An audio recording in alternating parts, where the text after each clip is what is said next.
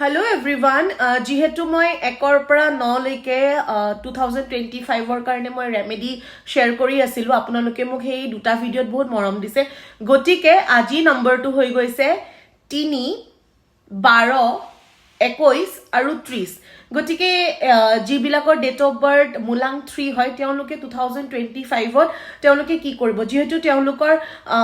গ্ৰহটো হৈ গৈছে বৃহস্পতি গতিকে বৃহস্পতি যেতিয়া আমাৰ ভাল থাকে মানি ফালৰ পৰা হওক বা যি ফালৰ পৰা নহওক কিয় আমাৰ গুৰু ভাল থাকিলে আমাৰ সকলোখিনি কামৰ সমাধান হৈ যায় গতিকে গুৰুক ভাল কৰিবলৈ আমি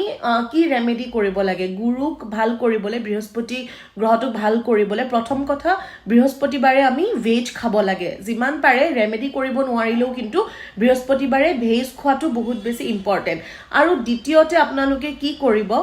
এভৰি বৃহস্পতিবাৰে আপোনালোকে 9টা ফ্ৰুটি ল'ব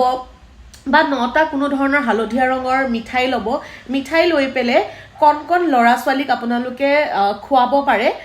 আৰু তাৰ বাহিৰেও আপোনালোকে যিকোনো এটা মানে বিষ্ণু মন্দিৰত গৈ পেলে আপোনালোকে